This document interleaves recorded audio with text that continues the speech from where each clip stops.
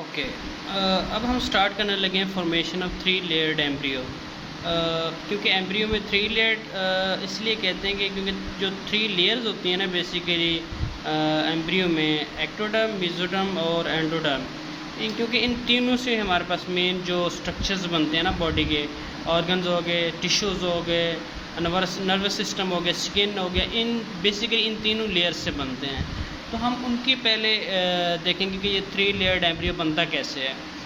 तो कहानी शुरू होती है जाइगोट से। जाइगोट हमें पता है कि मियोसिस होती है, उसमें स्पर्म बनते हैं मेल्स में और एग बनता है फीमेल में। तो उनकी जब फर्टिलाइजेशन होती है फीमेल में तो जाइगोट बनता है। जाइगोट से कहानी स्टार्ट होती है। जाइगोट में अब रैपिड डिवीजन होती है। जाइगोट में रैपिड डिवीजन के नतीजे में हमारे पास 16 सेल एक मैस बनता है जिसको हम कहते हैं मोरूला। अब इसमें जाइगोट से जब मोरूला में जाते हैं तो ये 16 सेल मैस होता है। 16 सेल मैस होता है। अब इसमें एक चीज़ ध्यान में रखनी है कि इसमें अब अभी तक कोई डिफ्रेंशिएशन नहीं हुई कि कौन सा सेल है और किस सेल ने आगे जाके क्या बनाना है। ये जस्ट जो जाइगोट के सेल थे उनकी माइटोसिस हुई है और 16 सेल एक मैस बन गया। अब इस 16 सेल में आगे जाके इसमें एक फ्लूइड एक्यूमुलेशन होती है जिसकी वजह से जो है ना दो तरह के सेल्स भी हमें देखने को मिलते हैं, जिसमें एम्ब्रियोब्लास्ट हम कहते हैं एक को, और दूसरे होते हैं ट्रोफोब्लास्ट। और एक कैविटी भी बन जाती है जिसमें जो फ्लूइड होता है उस कैविटी को हम प्राइमरी यॉर्क सैक भी कहते हैं। अब इस कंडीशन को जब मोरूला में फ्लूइड एक्यूमुलेट होता है और दो तरह के सेल्स भी बन जाते हैं उसको हम कहते हैं, और एक कैविटी भी बन जाती है प्राइमरी यॉर्क सैक, उसको हम कहते हैं ब्लास्टोसिस्ट। इसमें क्या होगा, दो तरह के सेल होंगे एम्ब्रियोब्लास्ट, और बाकी जो इस पूरी कैविटी को लाइन करे ये कैविटी है प्राइमरी यॉर्क सैक, एम्ब्रियोब्लास्ट, और इसको जो लाइन कर रहे होंगे वो होंगे ट्रोफोब्लास्ट आगे जाके इम्प्लांटेशन करते हैं एम्ब्रियो की, और जो एम्ब्रियोब्लास्ट होते हैं वो आगे जाके हमारे पास जो जितना भी एम्ब्रियो की डेवलपमेंट होती है वो एम्ब्रियोब्लास्ट के सेल्स से होती है। ये जो एम्ब्रियोब्लास्ट हैं ये कैविटी विद इन कैविटी होते हैं और ये कैविटी के अंदर जो है ना छोटी सी स्पेस को ऑक्यूपाई कर रहे होते हैं। और जो ट्रोफोब्लास्ट के सेल्स होते हैं वो किसको लाइन कर रहे होते हैं या कवर कर रहे होते हैं, वो कवर कर रहे होते हैं प्राइमरी यॉर्क सैक को, कैविटी को। अब इसमें आगे मज़ीद जाके एट 8th डे 8वें दिन होता क्या है कि 8वें दिन के अंदर 8वें दिन पर जो हमारे पास एम्ब्रियोब्लास्ट के सेल्स होते हैं ये दो लेयर में डिवाइड, यानी दो डबल लेयर में डिवाइड होना स्टार्ट कर देते हैं, दो डिफरेंट लेयर्स, जिसमें एंडोडर्म और एक्टोडर्म आ जाती है। अब अगर मैं बुक से पिक्चर दिखाऊं तो ये एक मरूला है हमारे पास 16 सेल मैस का, और ये क्या है हमारे पास ब्लास्टोसिस्ट है जिसमें आपको ये येलो कलर में आपको पूरी ये नज़र आ रही है ब्लास्टो, ये एक प्राइमरी यॉर्क सैक नज़र आ रही है, कैविटी नज़र आ रही है, फ्लूइड फिल्ड कैविटी है। इसको जो लाइन कर रहे हैं वो है ट्रोफोब्लास्ट के सेल्स, और इसमें जो कैविटी के अंदर जो सेल पड़े हैं वो है एम्ब्रियोब्लास्ट के सेल्स। अब ये एम्ब्रियोब्लास्ट के सेल से जो है ना क्या होता है कि ये फिर मज़ीद इनमें प्रोलिफिकेशन होते हैं और ये डिफरेंशिएट होकर दो लेयर डिस्क बनाते हैं। अब ये दो लेयर डिस्क आपको नज़र आ रही है कहाँ पे, ये वाली। अब ये देखें ये जो इसकी दो लेयर है ना, ये फर्स्ट लेयर है और ये सेकंड लेयर है। इसमें मज़ीद देखें कि इसमें अब जब बाइलैमिनर डिस्क बनती है ना उसमें दो कैविटीज़ नज़र आ रही हैं आपको, एक एमनियोटिक कैविटी नज़र आ रही है, दूसरी आपको कौन सी नज़र आ रही है, सेकेंडरी यॉर्क सैक। अब ये सेकेंडरी जो येलो वाली है सेकेंडरी यॉर्क सैक क्या है, बेसिकली ये प्राइमरी यॉर्क सैक की है। अब क्योंकि जो एम्ब्रियोब्लास्ट के सेल थे उनमें हुई डिफ्रेंशिएशन, दो लेयर में ये डिवाइड हुए, एक का जो फ्लोर है वो बना रहा है, जो एमनियोटिक कैविटी है उसका फ्लोर बना रहा है कौन से सेल, एक्टोडर्म के सेल जो कि कलमनर हैं, इनकी शेप कौन सी है, कलमनर। और जो हमारे पास जो सेकेंडरी यॉर्क सैक है, अब सेकेंडरी इसको इसलिए कहते हैं क्योंकि जो एंडोडर्म के सेल होते हैं वो माइग्रेट करते हैं और इसकी रूफ बना देते हैं, किसकी, प्राइमरी यॉर्क सैक की। जब इसकी रूफ बनती है, जब इसकी roof covered by endodermal cells, तब हम इसको कह देते हैं सेकेंडरी यॉर्क सैक। अब इसमें एक और टर्म है प्रोकॉर्डल प्लेट। अब प्रोकॉर्डल प्लेट क्या है कि दो लेयर डिस्क बनी जिसमें क्या है कि दो लेयर डिस्क है ये आपस में अटैच है। तो इसको हम प्रोकॉर्डल प्लेट भी कहते होते हैं। ओके, ये हो गया। 8th डे पे बनी थी हमारे पास 2 लेयर्ड डिस्क की फॉर्मेशन स्टार्ट हुई थी, और ये कंप्लीट होती है 2 लेयर्ड डिस्क, जिसमें एक्टोडर्म और एंडोडर्म बनते हैं। एक्टोडर्म और एंडोडर्म बनते हैं।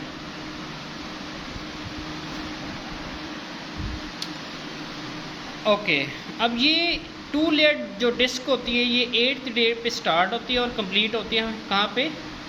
At the end of 2 weeks, 2 weeks, यानी ऑलमोस्ट 1 वीक ही लगता है, यानी ब्लास्टोसिस्ट से 2 लेयर डिस्क की कन्वर्जन में 1 वीक लगता है पूरा। अब ये इसकी फॉर्मेशन हो गई। अब इसमें हम कुछ चीज़ें देख लेते हैं कि ये हमारे पास जो एक्टोडर्म होती है, इसको हम इस पूरा जो एम्ब्रियो है ना, इसका वेंट्रल, ठीक है, इसकी वेंट्रल सरफेस कह देते हैं। ये जो डिस्क है, इसकी जो वेंट्रल सरफेस जो होगी वो उसको हम कहते हैं एक्टोडर्म, जो कि यानी इसकी वेंट्रल सरफेस पे कौन से सेल होंगे? एक्टोडर्म के। इसकी जो डोर्सल सरफेस होगी, यानी ऊपर वाली जो सरफेस होगी, उसको हम कहते हैं डोर्सल सरफेस, और उसमें जो सेल होंगे एक्टोडर्म के होंगे, जो कि एमनियोटिक कैविटी, ये है एमनियोटिक कैविटी, ये ब्लूइश पर्पल सी नज़र आ रही है, ये क्या है, कौन सी है? एमनियोटिक कैविटी, जो कि उसका फ्लोर बना रहे हैं। यानी एक्टोडर्म के सेल किसका फ्लोर बना रहे हैं? एमनियोटिक कैविटी का। और इसके नीचे पड़े होते हैं, और ये कलमनर इन नेचर होते हैं। एक्टोडर्मस सेल कलमनर इन नेचर है। इसके नीचे पड़े होते हैं कौन से? एंडोडर्म के सेल्स। और ये एंडोडर्म के सेल इनकी माइग्रेशन करवा के, और ये प्राइमरी योग सैक को जब इनक्लोज करते हैं या इसकी रूफ बनाते हैं, तब हम इसको कह देते हैं सेकेंडरी योग सैक। और इसके नीचे कौन से सेल बने होंगे? एंडोडर्म। एंडोडर्म के जो सेल होते हैं वो होते हैं क्यूबॉइडल, और एक्टोडर्म के कौन से थे? कलमनर। अब इस स्टेज में एम्ब्रियो का अगर आप लोग देखें तो इसका एक्सेस एस्टेब्लिश हो गया है। इसका रोस्ट्रल एंड भी बन गया है, जिस पे प्रोकॉर्डल प्लेट भी होती है, जहाँ पे एक्टोडर्म और एंडोडर्म मीट कर रहे होते हैं। वैसे तो अभी भी इस सब जो है ना, ऑलमोस्ट हर जगह पे एंडोडर्म और एक्टोडर्म मीट कर रही है। लेकिन जब मेसोडर्म बनती है तो रोस्ट्रल और सिकल, यानी टेल, कॉर्डल और रोस्ट्रल हेड के एंड पे जो है ना एक्टोडर्म और एंडोडर्म मीट करते हैं, यानी वो वहाँ पे सेपरेट नहीं होते, बाकी दरमियान में जो है ना मेसोडर्म के आने की वजह से वो सेपरेट हो जाते हैं। बहरहाल बताने का मकसद ये है कि ये जो प्रोकॉर्डल प्लेट होती है, ऐसी प्लेट जहाँ पे प्लेट की शक्ल की होती है ना, तो ऐसी प्लेट जहाँ पे एक्टोडर्म और एंडोडर्म मीट कर रहे हैं उसको हम कहते हैं प्रोकॉर्डल प्लेट। हेड रीजन में प्रोकॉर्डल कहते हैं या कार्डियक प्लेट कहते हैं हेड रीजन में, और कॉर्डल एंड पे हम इसको कहते हैं सिकल प्लेट। ठीक है, अब इससे अगर हम लोग आगे चलें तो अब इसमें ये तो थी बाइलैमिनर डिस्क या 2 लेयर डिस्क फॉर्मेशन। इससे हम अब आगे जाएंगे, हम पढ़ेंगे ट्राइलैमिनर डिस्क फॉर्मेशन। अब क्योंकि जो सेकेंड वीक तक किसकी कंप्लीशन हुई थी? बाइलैमिनर डिस्क थी, उसकी फॉर्मेशन कंप्लीट हुई थी। अब इससे आगे कौन सी डिस्क की फॉर्मेशन स्टार्ट हो जाएगी? Trilaminar. Bilaminar to trilaminar conversion of embryo is called gastrulation.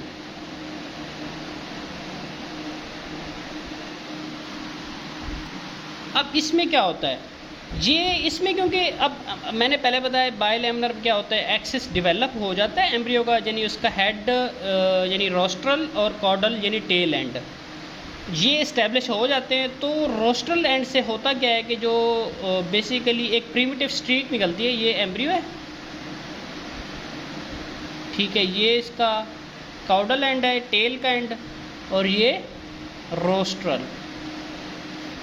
Imagine करें कि ये इसके ऊपर ये एक एम्ब्रियो है, ये इसके ऊपर एक्टोडर्म है, इसके नीचे एंडोडर्म है। ये इसका कौन सा है? टेल एंड है, और ये इसका हेड एंड है। तो टेल से जो है ना एक स्ट्रीक निकलती है, ऐसे स्ट्रीक, यानी एक डिप्रेशन निकलती है, ठीक है, एक्टोडर्म के सेल्स में।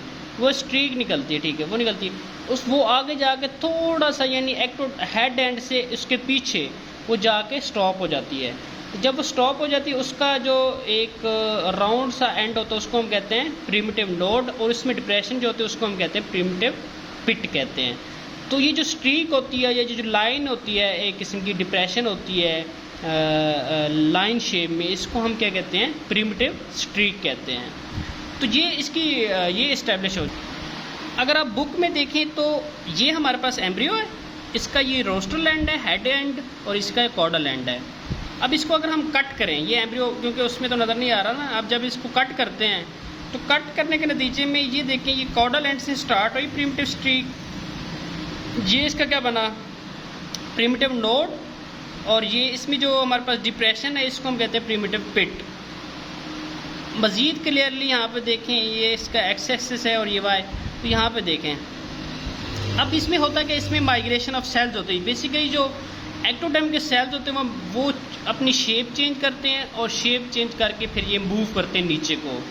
कुछ सेल अब इसमें दो डायरेक्शन में मूव करेंगे। ये याद रखना है कि जो प्रिमिटिव स्ट्रीक में एक्टोडर्म के सेल जब शेप चेंज करते हैं और जब मूव करते हैं प्रिमिटिव स्ट्रीक से, तो दो डायरेक्शन में मूव करते हैं। कौन कौन सी? नंबर 1 हमारे पास है लैटरल डायरेक्शंस, और दूसरी कौन सी है, दूसरी हमारे पास है सिफेलिक। सिफेलिक, अब जो रोस्ट्रल एंड होता है उसको हम सिफेलिक भी कहते हैं, हेड एंड भी कहते हैं, और हेड एंड, सिफेलिक और रोस्ट्रल एंड, ये 3 नाम इसके हो गए। तो सिफेलिक डायरेक्शंस में अब रोस्ट्रल कौन सी, लेटरल डायरेक्शंस कौन सी हैं और सिफेलिक डायरेक्शन कौन सी हैं। ये एम्ब्रियो है। हमें पता है जो मिड लाइन में, जो मिड में चीज़ होती है उसको हम कहते हैं मिड लाइन, ठीक है, और जो इसकी साइड पे चीज़ें होती हैं या स्ट्रक्चर्स होते हैं या डायरेक्शन होती है उसको हम कहते हैं लेटरल। तो ये एम्ब्रियो है, ये स्ट्रीक है। अब इसमें जो सेल्स हैं, जो सिफेलिक, ये हेड एंड है ना, तो जो सेल एक्टोडर्म से नीचे जाएंगे और हेड एंड की तरफ मूव करेंगे उनको हम क्या कहेंगे, सिफेलिक। अब ये सिफेलिक हैं, यानी हेड एंड की तरफ आ रहे हैं या सिफेलिक एंड की तरफ आ रहे हैं, ये सिफेलिक डायरेक्शन होगी।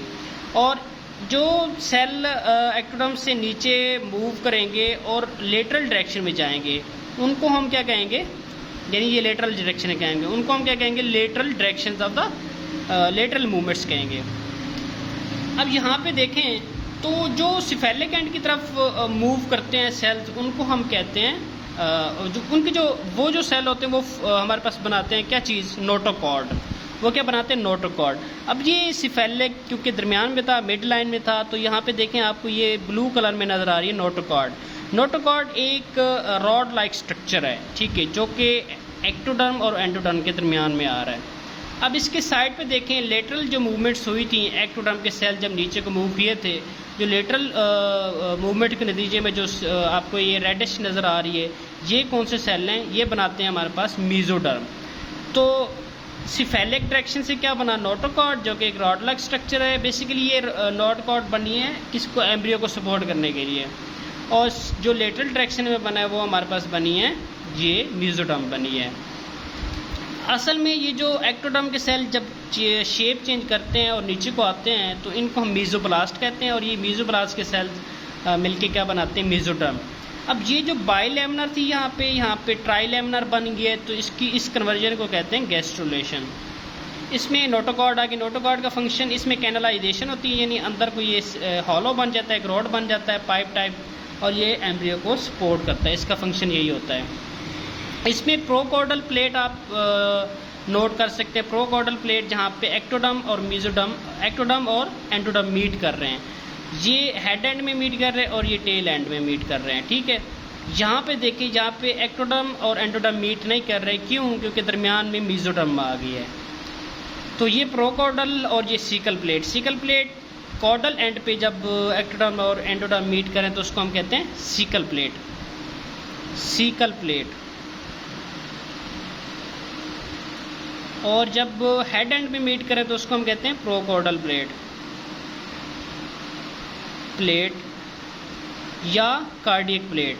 अब ये कार्डियक प्लेट आगे जाके क्या बनाती है, कार्डियक प्लेट आगे जाके बनाती है हार्ट फॉर्मेशन में इन्वॉल्व होती है। ओके, अब हम थोड़ा सी रिवाइज करें। अगर बाइलैमिनर टू ट्राइलैमिनर डिस्क इस प्रोसेस को हम गैस्ट्रुलेशन करते हैं तो रिवाइज करें, होता क्या है? होता ये है कि ये हमारे पास एम्ब्रियो है, इसमें इसका ये कॉर्डल एंड है और ये रोस्ट्रल। कॉर्डल एंड से स्टार्ट होती है प्रिमिटिव स्ट्रीक, यानी सेलुलर कन्वर्जेंस होता है किसका? एक्टोडर्म का एंडोडर्म की तरफ। और ये बेसिकली इसका मकसद क्या होता है कि इसका मकसद मेसोडर्म की फॉर्मेशन होता है। तो ये स्ट्रीक स्टार्ट होती है और रोस्ट्रल एंड में कहाँ पे एंड होती है? Into a depression which is called primitive pit. और ये जो इसके इर्द गिर्द जो सेल होते हैं ये एक नोड टाइप बनाते हैं, इसको हम कहते हैं प्रिमिटिव नोड। इसके दरमियान में पिट जो डिप्रेशन उसको हम कहते हैं प्रिमिटिव पिट। और ये पूरी एक स्ट्रीक लाइन है डिप्रेशन, इसको हम कहते हैं प्रिमिटिव स्ट्रीक। अब ये सेल मूव करते हैं दो डायरेक्शन में, सिफेलिक और लेटरल की तरफ जब जाएंगे तो वो क्या बनाएंगे? मेसोडर्म। और जब सिफेलिक में जाते हैं तो ये क्या बनाते हैं? नोटोकॉर्ड। नोटोकॉर्ड का फंक्शन क्या होता है? सपोर्ट। और मेसोडर्म का फंक्शन क्या होता है? ये आगे जाके पढ़ेंगे, लेकिन इसका फंक्शन अगर थोड़ा सा मैं बता दूं तो उसमें ये है कि ये बॉडी की मेन जो इंटरनल विजरा है उसकी फॉर्मेशन, मसल और काफ़ी बहुत ब्लड वेसल्स, लिम्फेटिक्स, इन चीज़ों के फॉर्मेशन में इन्वॉल्व होती है मेसोडर्म। तो ये बाइलैमिनर टू ट्राइलैमिनर कन्वर्जन हो गई।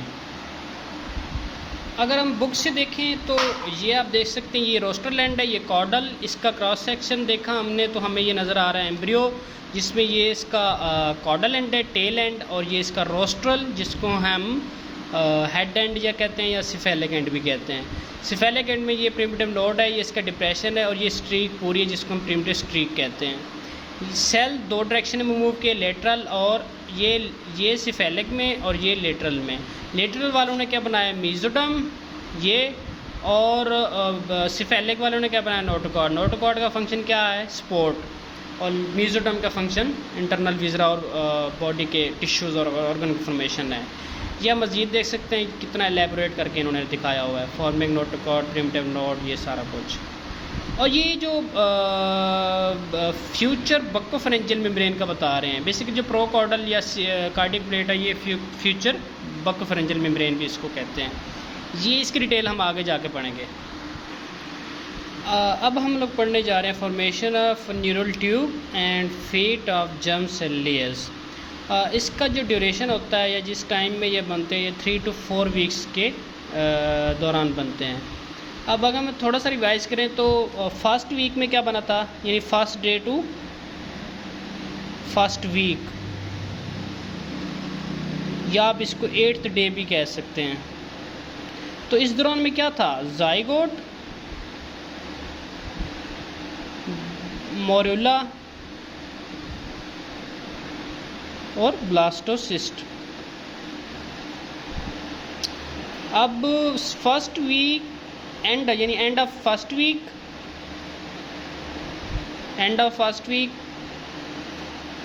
To end of second week, यानी सेकंड वीक तक। इसमें क्या बना? इसमें बना था बाइलैमिनर डिस्क। अब सेकंड वीक से थर्ड वीक्स के दरमियान में ट्राइलैमिनर। अब third week to 4 week neural tube and fate of germ cell layers.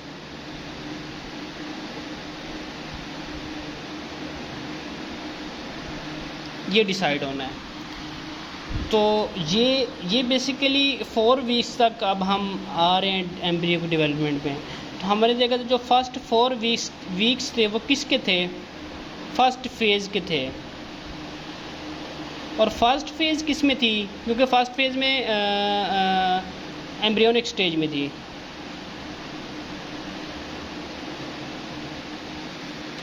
और एम्ब्रियोनिक स्टेज में 2 फेजेस होती हैं, सेकंड फेज़।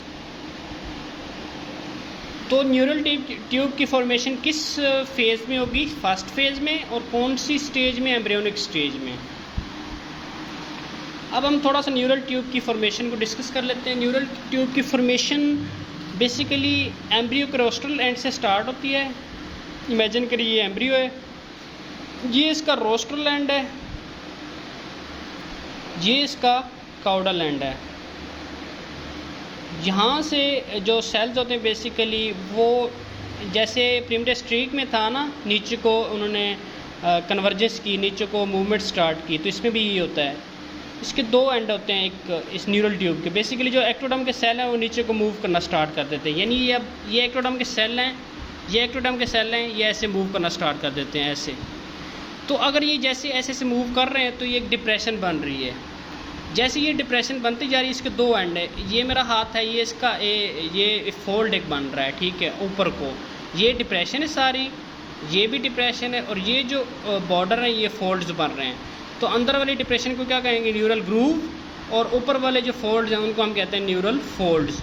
जैसे ये ग्रूव बनते जाते हैं, ऊपर फोल्ड आपस में जब बनते जाएंगे, क्योंकि नीचे को भी ये एंड मिले हुए हैं तो ऊपर को भी मिल जाएंगे, तो अंदर एक ग्रूव जो होगी वो ट्यूब में कन्वर्ट हो जाएगी। ठीक हो गया। तो रोस्ट्रल एंड से जो एक्टोडर्म है वो नीचे को मूव इन्वेजिनेट करना स्टार्ट कर देती है, इन्वेजिनेट करती है, और जैसे ही ज़्यादा इन्वेजिनेट करती है तो जब ये दोनों एंड मिलते हैं तो वो न्यूरल ट्यूब बन जाती है। अगर मैं बुक से दिखाऊँ आप लोगों को तो यहाँ पे एक पिक्चर बहुत ज़बरदस्त है। ये देखिए, ये एक्टोडर्म है, ये इसके नीचे एंडोडर्म है, ठीक है। अब ये जो एक्टोडर्म है ये नीचे को मूव कर रही है, और ये न्यूरल एक ग्रूव बना रही है, ग्रूव डिप्रेशन टाइप बना रही है। इसमें दरमियान में मेसोडर्म, ये एंडोडर्म है, ये ग्रूव देखें, और ये न्यूरल फोल्ड्स देखें, यानी ऊपर को जो आपको नज़र आ रही है ये न्यूरल फोल्ड्स हैं। ये हमारे पास एक्टोडर्म नीचे को इन्वेजिनेट कर गई है, और ये जो आपको ब्लैक सा ग्रूव नज़र आ रहा है, स्पेस नज़र आ रही है, ये क्या है, न्यूरल ग्रूव। अब ये जब मज़ीद इन्वेजिनेट करती है तो ये कांटेक्ट ब्रेक करती है उसके साथ, एक्टोडर्म के साथ, और ये एक ग्रूव बन जाती है। अब ये जो न्यूरल ट्यूब होती है ना, ये न्यूरल ट्यूब आगे जाके क्या बनाती है, सेंट्रल नर्वस सिस्टम, या हमारे पास जो नर्वस सिस्टम है उसकी जो फॉर्मेशन होती है वो कहाँ से होती है, न्यूरल ट्यूब से होती है। इनके सेल डिफरेंशिएट होके नर्वस सिस्टम बनाते हैं। बाकी इसमें अब हम आगे बढ़ेंगे कि फेट ऑफ जर्म लेयर्स, इसकी डिटेल हम आगे जाके स्टडी करेंगे। थोड़ा सा एक टॉपिक और बताना रह गया था, इसमें जो 3 to 4 वीक्स में होता कौन कौन से की इवेंट्स होते हैं वो डिस्कस कर लेते हैं। 3 to 4 वीक्स में क्या होगा, डिफरेंशिएशन और formation of nervous system from neural tube. Neural tube कहाँ से बनता है, एक्टोडर्म से, यानी differentiation of ectoderm to neural tube, ये क्या बनाएगा, नर्वस सिस्टम। और इसमें जो दूसरा वो होता है कि फेट ऑफ मेसोडर्म क्या होगी, ये हम लोग देखेंगे। फेट ऑफ मेसोडर्म भी इसी में डिसाइड होती है 3 to 4 वीक्स में। और जो तीसरी चीज़ होती है वो मूवमेंट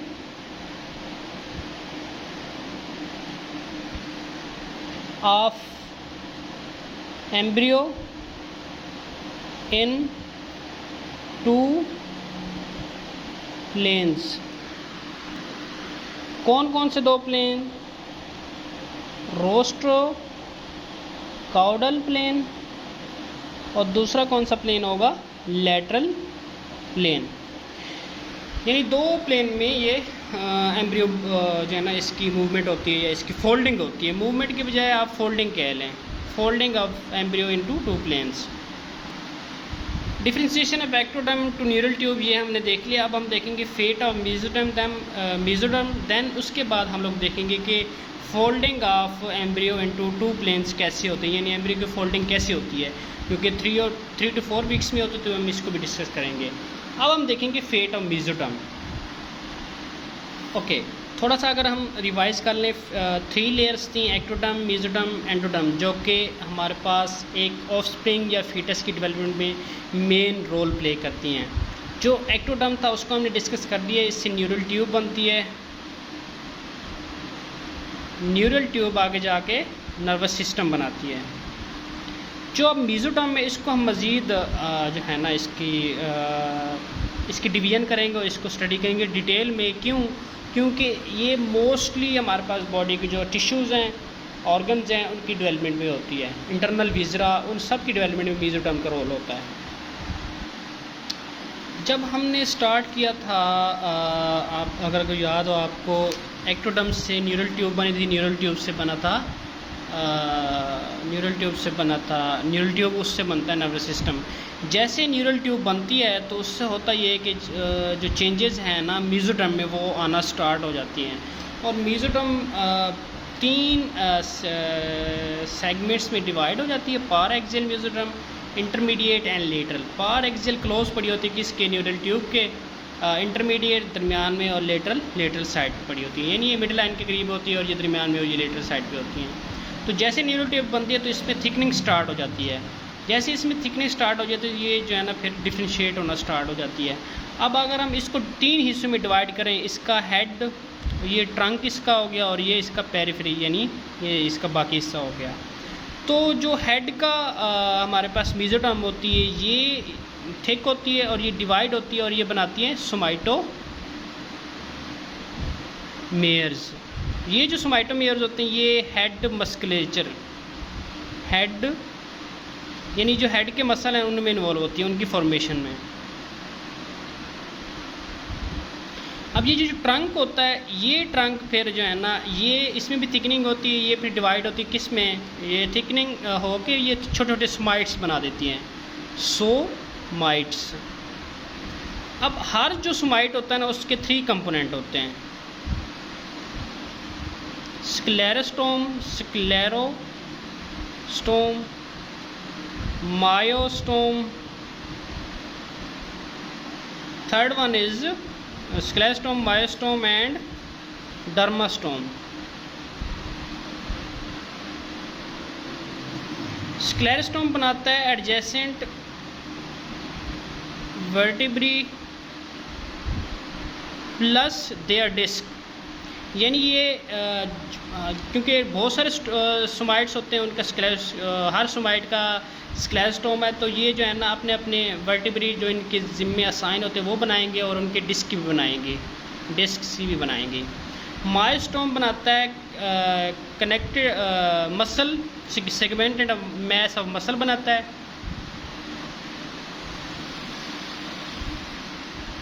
मैस ऑफ मसल किस रीजन में, ट्रंक के रीजन में, यानी हमारे इंटरनल या जो चेस्ट है इसमें जो मसल होंगे वो कौन बनाएंगे, सोमाइट्स का जो एक पार्ट होता है मायोस्टोम। मायोस्टोम क्या बनाते हैं, segmented of muscle in trunk. और अब जो डर्मास्टोम होता है वो बनाता है कनेक्टिव टिश्यू एसोसिएटेड विद या underlying the skin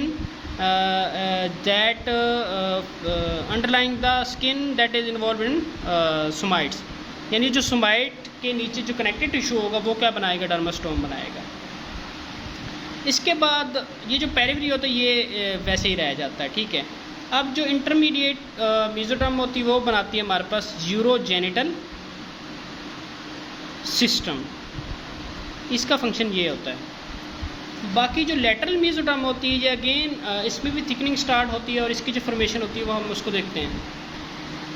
okay, lateral mesoderm में थिकनिंग हुई। लेटरल मेसोडर्म जो है ना इसके ये 5 तरह के स्ट्रक्चर्स हमारे पास बनाती है।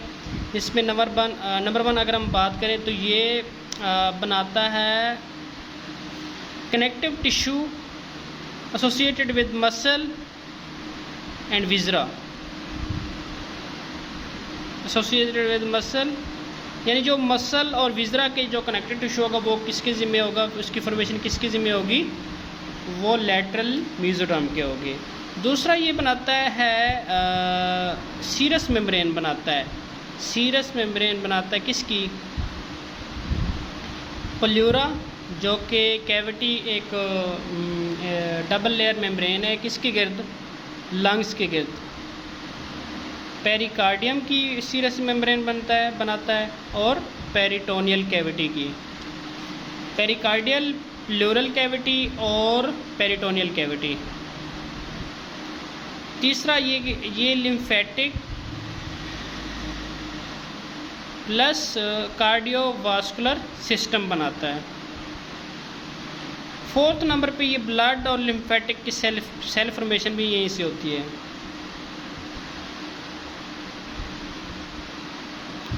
5th वन ये स्प्लीन प्लस एड्रीनल कॉर्टेक्स। तो अब हम इसको रिवाइज करें तो मेसोडर्म न्यूरल ट्यूब की जैसी फॉर्मेशन होती है तो चेंजेस स्टार्ट होना शुरू हो जाती है मेसोडर्म में। मेसोडर्म को 3 हिस्सों में हम डिवाइड करेंगे, पार एक्सियल, इंटरमीडिएट, लेटरल। पार एक्सियल किसके करीब पड़ा है, मिड लाइन या न्यूरल ट्यूब के करीब कह लें, और इंटरमीडिएट दरमियान में, और लेटरल साइड पे या लेटरल डायरेक्शन में पड़ा होता है। पार एक्सियल को मज़ीद हम 3 हिस्सों में डिवाइड करें तो जो हेड रीजन में होगा पार एक्सियल, उसमें थिकनिंग होगी और वो कन्वर्ट हो जाएगा किस में, सोमाटोमेयर्स में। सोमाटोमेयर्स का क्या काम होता है, वो हेड मस्कुलेचर बनाता है। और जो ट्रंक का जो बाकी मेजर जो पोर्शन होता है पार एक्सियल मेसोडर्म का, वो ट्रंक रीजन का, ये छोटे छोटे सोमाइट्स में कन्वर्ट होता है। और हर सोमाइट के 3 हिस्से होते हैं, स्क्लेरोस्टोम, मायोस्टोम और डर्मास्टोम। जो स्क्लेरोस्टोम होता है वो एडजेसेंट वर्टेब्री बनाता है और अब उनके डिस्क भी बनाता है। जो मायोस्टोम होता है वो सेगमेंटेड मास ऑफ मसल बनाता है। और जो डर्मास्टोम होता है वो कनेक्टेड टिश्यू बनाता है, किसका, स्किन का, ओवरलाइंग द सोमाइट। और ये हो गया हमारे पास पार एक्सियल। और जो इंटरमीडिएट होती है वो बनाती है कॉन्जेनिटल यूरोजेनिटल सिस्टम। और जो लेटरल मेसोडर्म होती है वो, उसमें भी थिकनिंग स्टार्ट होती है, वो क्या बनाती है, हमारे पास connective tissue associated with muscle and viscera, serous membrane of pleura, pericardium and peritoneal, lymphatic plus 3rd number पे लिम्फेटिक प्लस कार्डियोवास्कुलर सिस्टम, जिसमें ब्लड वेसल और हार्ट आ जाता है। और 4th नंबर पे blood plus lymphatic cells and 5th number पे spleen plus adrenal cortex. अब हम लोग देखेंगे ये डायग्राम है जिसमें न्यूरल ये फोल्डिंग क्या कहते हैं, एक्टोडर्म की नीचे को इमेजिनेशन हो रही है और न्यूरल ट्यूब की फॉर्मेशन हो रही है। इसमें मेसोडर्म को आप देख लें, ये पार एक्सियल, ये इंटरमीडिएट है और ये कौन सी है, लेटरल है। अब इसमें ये देखेंगे लेटरल जो है ना इनक्लोज भी कर रही किसको, सेकेंडरी योक सैक थी, ये कैविटी, ये येलो जो आपको नजर आई ये सेकेंडरी योक सैक थी बेसिकली, क्योंकि ये आगे जाके, क्योंकि इसमें के ऊपर कौन सी थी, एंडोडर्म थी, तो ये एंडोडर्म जो होती है आगे जाके गट बनाती है, एलिमेंट्री कैनाल बनाती है। और उसके ऊपर ये कवरिंग आ रही है, किसकी आ रही है, मेसोडर्म की आ रही है। और कौन से पार्ट की, मेसोडर्म के लेटरल पार्ट की आ रही है। अगर हम बात करें न्यूरल ट्यूब की, तो ये न्यूरल ट्यूब है, ठीक है। ये 3 हिस्सों में डिवाइड होती है, फोर ब्रेन, मिड ब्रेन और हाइंड ब्रेन। हाइंड ब्रेन मज़ीद 8 बल्जेस बनाता है, 8 बल्जेस बनाता है, 1 2 3 4 5 6 7 या 8 बल्जेस बनाता है। और ये 8 बल्जेस इनका रोल होता है हेड की डेवलपमेंट में। हाइंड ब्रेन कितने बल्जेस बनाता है, 8 बल्जेस बनाता है, इसका रोल होता है फॉर्मेशन। ओके, नेक्स्ट है हमारे पास फोल्डिंग ऑफ मेम्ब्रियो इनटू 2 प्लेन्स। कौन कौन से 2 प्लेन्स, नंबर 1 हमारे पास आ जाता है रोस्ट्रो काउडल प्लेन, दूसरा है लेटरल प्लेन। अब इसको एक्सप्लेन करने मेरे पास एक माउस पड़ा है, ये देखें ये माउस है।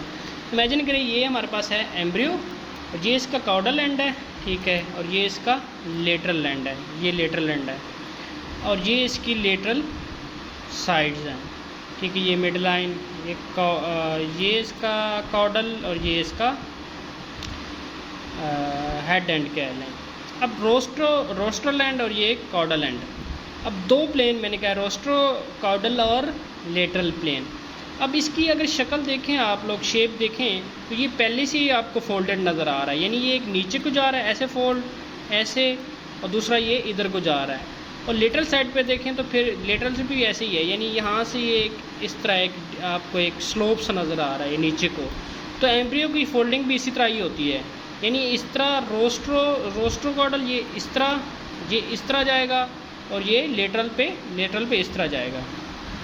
अब अगर आपको पिक्चर दिखाऊं मैं बुक में, ये देखें आप पिक्चर, ये आपको हेड फोल्ड नीचे को नज़र आ रही है, ऐसे फोल्ड हो रहा है, और ये आपको टेल फोल्ड नीचे को नज़र होती आ रही है। और ये हेड जो है ना, ये भी इस तरह, ये लेटरल जो साइड्स हैं वो भी इस तरह लेटरल साइड में नीचे को जो है ना फोल्ड हो रही हैं।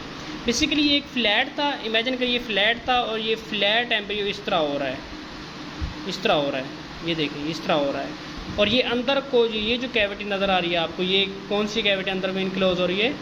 सेकेंडरी यॉर्क सैक, जो कि आगे जाके गट बनाती है। तो अब इसमें देखें, ये देखें, अब ये था एम्ब्रियो, ये इसका ये रोस्ट्रल एंड है, ठीक है, ये इधर को इन्वेजिनेट हो रहा है या फोल्ड हो रहा है, और ये इसका कॉर्डल एंड है, ये इधर को फोल्ड हो रहा है। इसमें एक और चीज़ देखें कि यहाँ पे ये दरमियान में क्योंकि मीजोडर्म थी, ठीक है, और यहाँ पे देखें कि एक्टोडर्म और एंडोडर्म में एक कनेक्शन है जिसमें मीजोडर्म नहीं है, आपस में मीट कर रहे हैं, तो इसको हम क्या कहते हैं? कार्डिक प्लेट, जिसको पहले मैंने बताया था कि प्रोकॉर्डल प्लेट भी कहते हैं। हेड एंड में कार्डिक प्लेट कहते हैं, जो कि आगे जाकर बनाती है हार्ट की फॉर्मेशन में इन्वॉल्व होती है। और कॉर्डल एंड में या टेल एंड में जो होती है उसको हम कहते हैं सीकल प्लेट। अब ये जो कार्डिक प्लेट है, इसके पीछे पड़ी होती है फ्यूचर बक्कोफ्रेंजियल मेम्ब्रेन, ये भी एक्टोडर्म और एंडोडर्म का मीटिंग पॉइंट ही होता है बेसिकली। अब इसके नीचे देखें तो ये आपको नज़र आ रही है सेकेंडरी यॉर्क सैक, ठीक है, येलोइश सी। अब ये जब फोल्डिंग होती है तो ये सारी की सारी जब फोल्ड होती है तो ये सारी की सारी छोटी सी रह जाती है, अंदर जाके क्या बनाती है? गट बना देती है। अब ये देखिए यहाँ पे हो रही है, ये फोल्ड हो रही है अंदर को। अब इसके ऊपर देखिए तो एक्टोडर्म जो है ना बेसिकली, जो कि एक्टोडर्म किस में थी? इसमें एमनियोटिक कैविटी में, वो नीचे को फोल्ड हो रही है और ये यानी क्लोज कर रही है किसको? सेकेंडरी यॉर्क सैक को। ये देखिए यहाँ पे ये अंदर को जा रही है सेकेंडरी यॉर्क सैक, ऊपर को ये फोल्डिंग हो रही है, ये देखिए। और ये मज़ीद आप ये इसमें देख सकते हैं, अप्रिशिएट कर सकते हैं। अब हम लोग देखेंगे व्हाट इज़ स्टोमैटोडियम। स्टोमैटोडियम होता है इसमें, क्योंकि फोल्डिंग एम्ब्रियो में हमें नज़र आता है स्टोमैटोडियम। स्टोमैटोडियम फ्यूचर का हमारा ओरल कैविटी है, फ्यूचर की ओरल कैविटी है।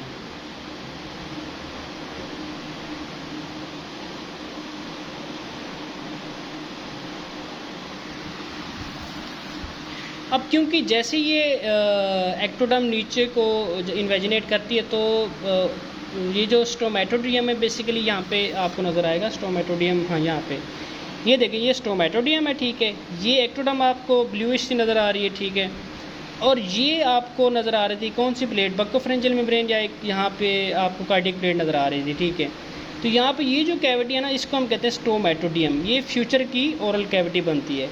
जब ये बक्कोफ्रेंजियल मेम्ब्रेन ख़त्म हो जाएगी तो ओरल कैविटी का कनेक्शन किसके साथ हो जाएगा? गट के साथ, क्योंकि इसका कनेक्शन तो होना, जब हम खाएंगे पिएंगे कुछ सांस भी लेंगे वैसे उसके साथ ट्रेकिया भी इन्वॉल्व है, तो वो उसका कनेक्शन तो होना चाहिए ना। तो ये ख़त्म हो जाते हैं और ये जाके ओरल कैविटी इसमें इसकी कंटिन्यूएशन हो जाती है गट के साथ। फोल्डिंग ऑफ एम्ब्रियो में मज़ीद हम लोग देखेंगे कि यहाँ पे अगर देखें, यहाँ पे फोल्डिंग ऑफ एम्ब्रियो देखें तो एक तो एक्टोडर्म जो है ना नीचे को आ रही है, जो एमनियोटिक कैविटी का फ्लोर था एक्टोडर्म वो नीचे को आ रही है यानी, ठीक है। और जो मीजोडर्म है वो अपनी जगह से डिस्प्लेस हो रही है। पार एक्सियल मीजोडर्म अपनी जगह पे रहती है, ठीक है। और जो इंटरमीडिएट होती है वो एक इसकी डोर्सल सरफेस पे आ जाती है लेटरल के, ठीक है, यहाँ पे आ जाती है। ये पार एक्सियल यहाँ पे रह गई है, ठीक है। और अगर आप लोग लेटरल को देखें तो इसमें एक तो ये कैविटेशन हो रही है, इसमें स्पेसेस आ रही हैं, और ये जब स्पेस बेसिकली जो कैविटेशन होती है ये बना आगे जाके बनाती है सिलोम, जिसको हम सिलोमिक कैविटी भी आगे जाके कहते हैं, तो ये सिलोम बनाती है। अब इसके ऊपर देखें, यहाँ पे पहले यहाँ पे थी एक्टोडर्म और ये थी एंडोडर्म और ये गट है या सेकेंडरी यॉर्क सैक जो कि आगे गट होती है। तो ये थी हमारे पास मीजोडर्म। अब ये मीजोडर्म सारी अंदर को इनक्लोज हो जानी है, ऊपर क्या आ जानी है? एक्टोडर्म, दरमियान में एंडोडर्म, बिल्कुल सेंटर में एंडोडर्म, उसके ऊपर मीजोडर्म यानी मिड में, और उसके ऊपर क्या आएगी? एक्टोडर्म, ठीक है। ऐसी बॉडी की लेयर्स होती हैं। तो ऐसे ही सारा कुछ हो रहा है, फोल्डिंग ऐसे ही हो रही है। ऊपर से ये देखें ब्लू, पहले यहाँ पे थी ब्लू एक्टोडर्म, अब ये देखें मज़ीद ऊपर इन्वेजिनेट कर रही है। अब एक चीज़ नोट करें, पहले यहाँ पे थी येलोइश जो थी ना एंडोडर्म, और इसके अंदर ये कैविटी ऐसे ऐसे अंदर को घुस रही है, क्योंकि इसने आगे जाके एलिमेंट्री कैनाल या गट बनाना है, तो ये अंदर को जा रही है। और ये है सिलोमिक कैविटी। अब ये सिलोमिक जो कैविटी है ये लाइंड बाय किससे? ये सिलोमिक कैविटी है, ठीक है। और ये जो एक्टोडर्म है ये बॉडी वॉल बनाती है ना, स्किन बनाती है। तो ये जो एक्टोडर्म है ये लाइंड बाय कैविटेटेड लेटरल मेसोडर्म से लाइंड है, ठीक है। एक चीज़ ये याद रखनी है। बाकी जो सिलोमिक कैविटी है उसके जो एंडोडर्म है, एंडोडर्म किससे कवर्ड है, वो भी कैविटेटेड मेसोडर्म से कवर्ड है। ये देखें आप मज़ीद, ये आपको नज़र आ रहा है क्या, न्यूरल ट्यूब, ठीक है। ये आगे जाके फोर ब्रेन, हाइंड ब्रेन और मिड ब्रेन बनाती है। हाइंड ब्रेन के 8 बल्जेस होते हैं, रोम्बोमेयर्स बनाते हैं, ठीक है, वो जो कि उसका रोल होता है हेड की डेवलपमेंट में। बाकी ये आपको नोटोकॉर्ड नज़र आ रही है, इसका मेन फंक्शन सपोर्ट होता है, लेकिन ये बाद में डीजनरेट हो जाती है। और ये आपको गट नज़र आ जो कि एलिमेंट्री कनाल बनाती है।